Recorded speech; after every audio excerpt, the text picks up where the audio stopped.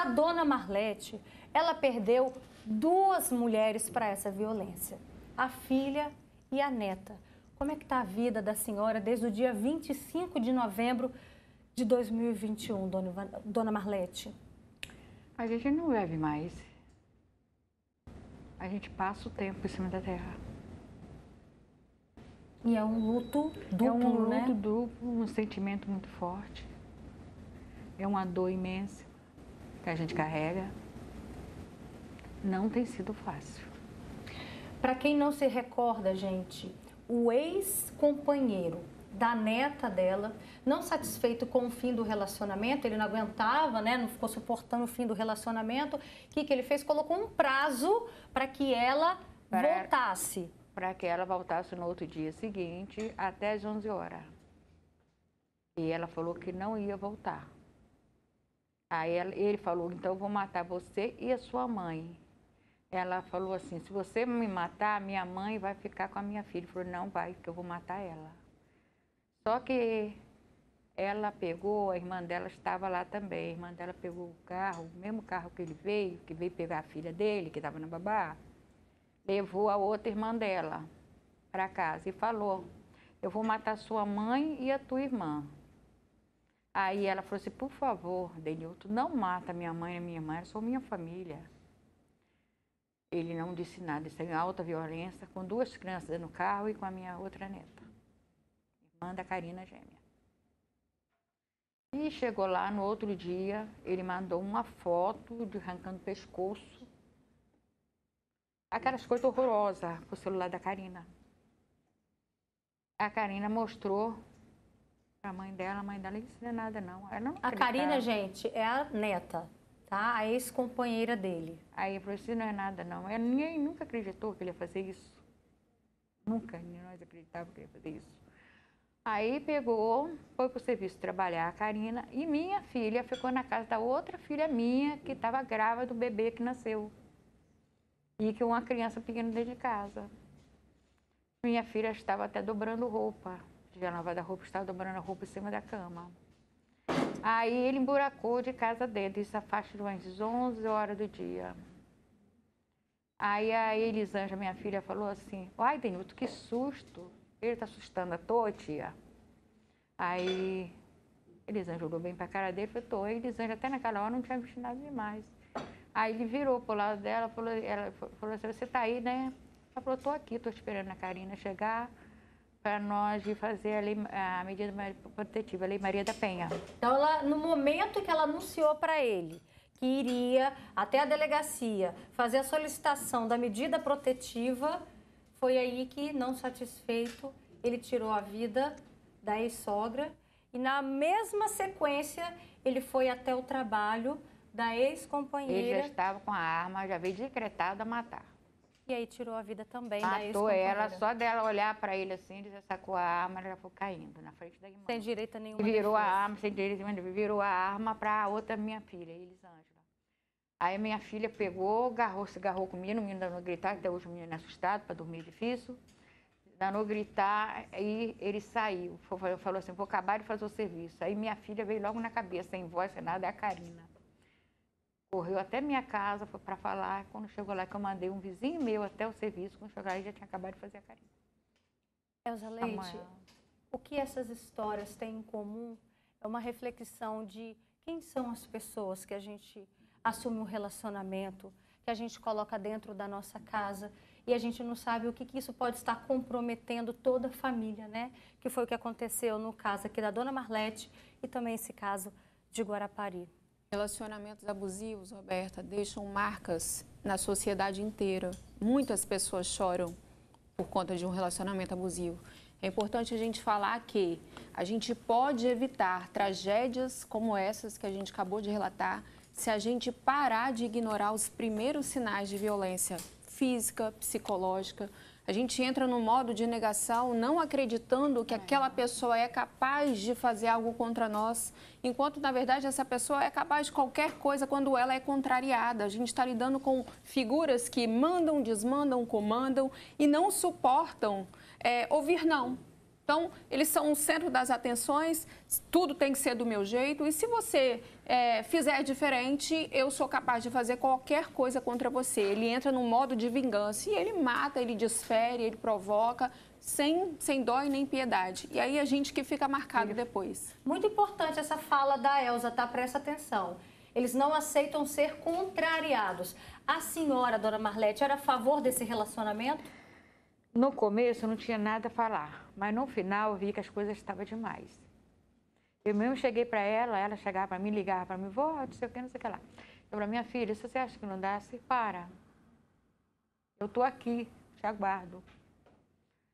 Aí a mãe dela falava a mesma coisa, entendeu? Nós muitas vezes falamos com ela, não dá, é pior continuar esse relacionamento. Foi o que ela fez. Tem hora que eu penso, será que eu tenho culpa? Eu não tenho culpa, que eu pedi para separar, entendeu? A senhora fez o alerta de vó, né? De mãe. Eu criei elas. E a gente vê nessa história também de Guarapari que essa avó também alertou. Ela não era a favor, a gente ouviu da boca agora do filho, da dona Ivanete. O Luciano contou pra gente que essa avó não era a favor do relacionamento. E aí, Elza, esses homens, quando são contrariados, a gente sabe que geralmente a primeira a levar essa informação, infelizmente, é quem? É o amor, né? O amor fala mais alto nessas horas. Ah, mamãe não é a favor, vovó não é a favor que eu fico com você. E parece que nesse momento o amor se fortalece. É a sensação que a gente tem.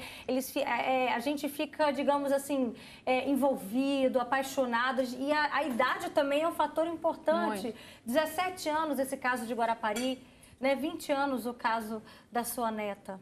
No início de toda relação existe a fase do encantamento. Então a gente não consegue conhecer a pessoa e nem ver defeito nela. E a gente de fora, a família, mãe, pais, eles começam a perceber, né, porque estão fora daquela ilha emocional e começam a criar alertas. Infelizmente, quando a gente está apaixonado, encantado, a gente começa a interpretar o alerta como uma intromissão.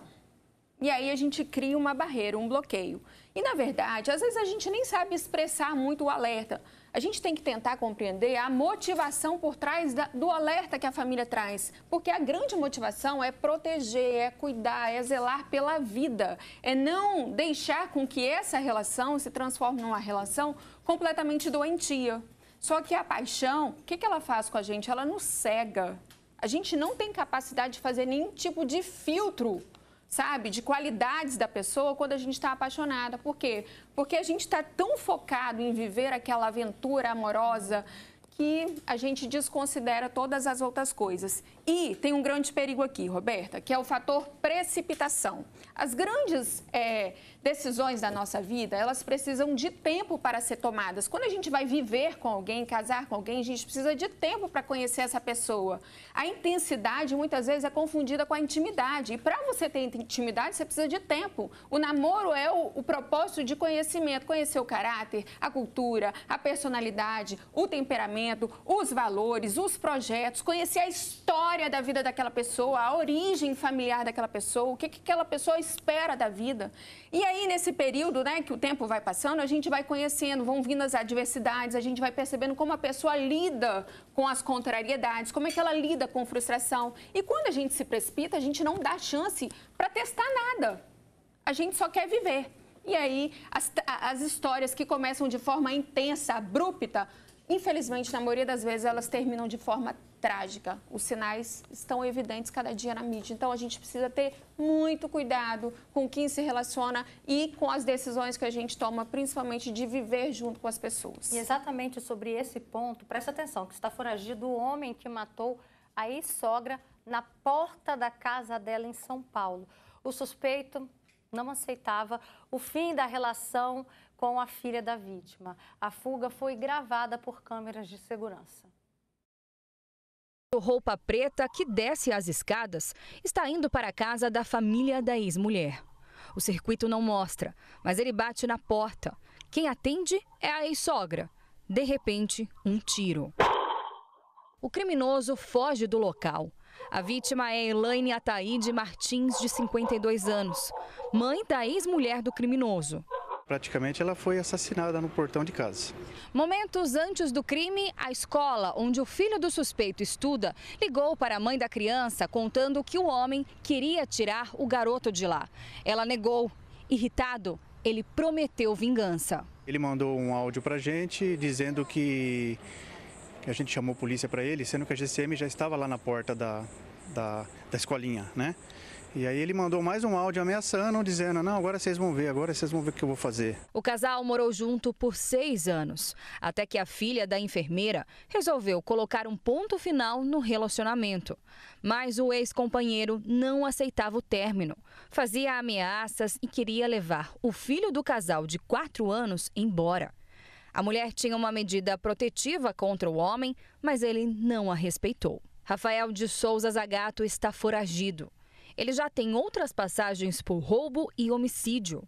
Com medo, a família vai deixar a casa até que ele seja encontrado.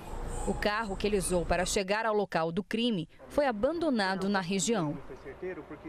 Que tristeza, meu Deus. A gente vê aí que a família inteira sofre, né? Dona Marlete, inclusive falando na família inteira, a sua neta deixou uma filhinha, né? Deixou. Hoje, qual a idade dela? Hoje ela está com 3 anos.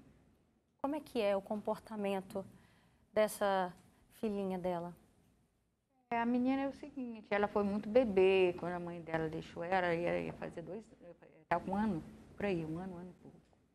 Agora ela vai fazer 3 anos, nem 3 anos não tem ainda. Ela hoje vê a foto da mãe, fala que está no céu, minha mãe está lá no céu. E é uma criança alegre, porque não sabe de nada ainda, né? Quem assumiu a responsabilidade de criar essa criança? A outra avó. A minha filha morreu, né? A outra avó.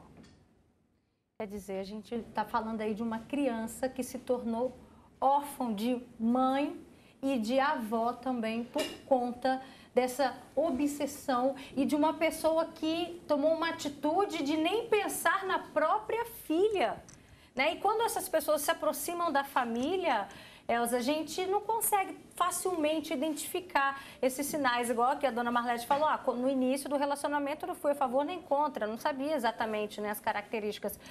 Como que a gente pode observar esses sinais?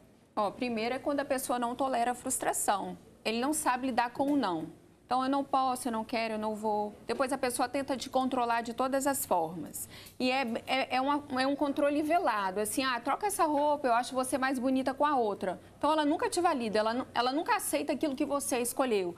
E a violência, ela tem um ciclo. Então, é a fase do encantamento, é tudo muito perfeito, depois começa a tensão, o celular toca, a pessoa está incomodada, ela começa a fazer pergunta, ela começa a olhar o seu celular, ela começa a te seguir no trabalho. Aí vem a violência, ele te bate, ele te agride, ele fala com você, ele te proíbe de ter contato com as pessoas e passa aquele ciclo de violência, ele começa a pedir desculpa, me perdoa, eu não queria fazer isso, eu prometo que eu nunca mais vou fazer de novo, e ele deixa você confusa, ele fala, tá vendo, foi você que provocou isso em mim. Olha que interessante, à medida que a Elza foi falando, a dona Marlete se movimentou aqui e falou assim, foi exatamente isso que ele fez. Ele fazia tudo com ela, brigava com ela, tudo, eu vinha pedindo aquela desculpa que não ia fazer mais, ela deu oportunidade a ele 3 vezes.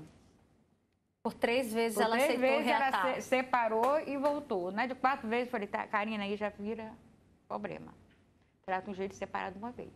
Olha só o comentário que a gente recebeu aqui nas redes sociais. A Márcia Salles Bezerra disse o seguinte: triste, mas esse caso, né, como a tragédia aí que a gente mostrou, era noticiada, né, iria acontecer a qualquer momento.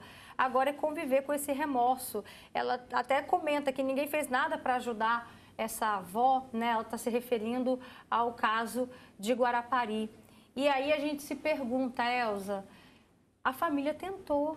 O filho tentou fazer um alerta, como que as pessoas ao redor podem tentar ser mais assertivos, não sei se é essa palavra, para tentar falar, olha, abrir o olho mesmo de que não, a gente precisa botar um ponto final nesse relacionamento. A dona Marlete também tentou.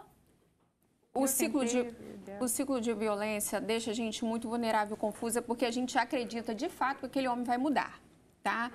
A gente primeiro interpreta o alerta como intromissão. Então, muitas vezes, existe um conflito familiar depois do alerta. As pessoas se afastam, elas brigam. Então, às vezes, a família quer sim ajudar, a família traz sim o alerta, mas a pessoa rejeita, a pessoa nega. Por quê? Porque ela está muito envolvida, ela está muito dependente daquele relacionamento. Agora, o que a gente pode tentar fazer é não se precipitar nas nossas decisões, tentar conhecer o máximo possível as pessoas, fazer perguntas, fazer quase que uma investigação aí. O cara era criminoso, foi morar dentro de casa, ou seja, ninguém sabia. Então, faz pergunta, dá tempo ao tempo. E depois, se você perceber que tem alguma coisa acontecendo, tenta criar, sim, o alerta para a pessoa. Olha, eu estou preocupada com você, antes eu percebi que você era mais feliz. Você sabe que um relacionamento saudável não precisa de ninguém controlar ninguém. Então, cuidado, minha filha, eu estou aqui sempre por você, conta comigo, vai devagar, não se precipita. A gente tem que fazer a nossa parte. Agora, a outra parte, às vezes, nem sempre aceita, infelizmente. E aí está o final que a gente viu agora. Gente, obrigada pela participação de vocês, viu, Eu que Elza agradeço. Leite. Dona Marlete, obrigada pela Obrigada. confiança no nosso jornalismo, viu? Receba o nosso abraço e conte sempre com a gente.